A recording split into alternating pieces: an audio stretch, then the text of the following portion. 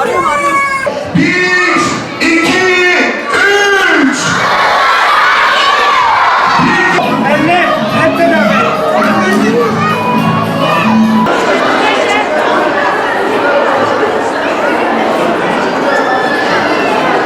3. Kabe'de hacılar bu der Allah. Yer gök ilim ilimler Allah. Melekler defteri.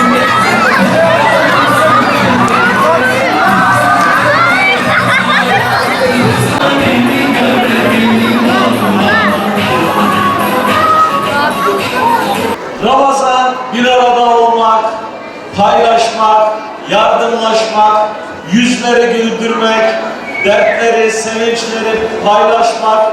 Ramazan bu sevgili çocuklar. İnşallah siz de büyüdüğünüz zaman bu Ramazan yolunda ilerlersiniz. Şimdiden Allah ömür verirse birkaç gün sonra belki de içinde olduğumuz ama 27'si itibariyle genel inanç olarak kabul ettiğimiz Kadir Gecesi'ne kavuşmamızı ve Kadir Gecenizi tebrik ediyorum. Şimdiden bayramınızı da tebrik ediyorum.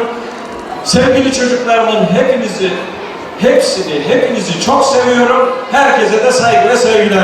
Efendiler, beyefendiler ve sevgili çocuklar, Ramazan ayının son 10 gününde bu güzel camimizde bir araya geldik. Cenab-ı Mevlamıza hamdü senalar olsun. Efendimiz'e salat ve selamlar olsun. Hoş geldiniz, safalar getirdiniz. Camimizi şereflendirdiniz. Allah'ın evindeyiz. Allah'ın huzurundayız. Evlatlarımızla, yavrularımızla beraberiz. Himayelerinden dolayı Sayın Valimize, kıymetli bakanımıza ve desteklerinden dolayı şehrimizin tüm hayırsever insanlarına teşekkür ediyorum. Bu şehir hayırseverliğiyle, gönül insanlığıyla, nezaketle, zarafetiyle meşhurdur.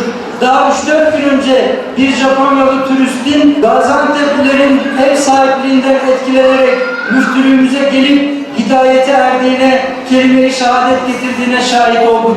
Sizler bu şehir ne kadar güzel, ne kadar güzel insanlarsınız. Şehrimiz ne kadar güzel ve gönüllülerimiz de güzel. Nazife Hocama, müftü yardımcımıza, kadın kollarımızın, KAGEM'imizin bütün gönüllülerine teşekkür ediyorum. İyi ki varsınız. Daha nice böyle güzel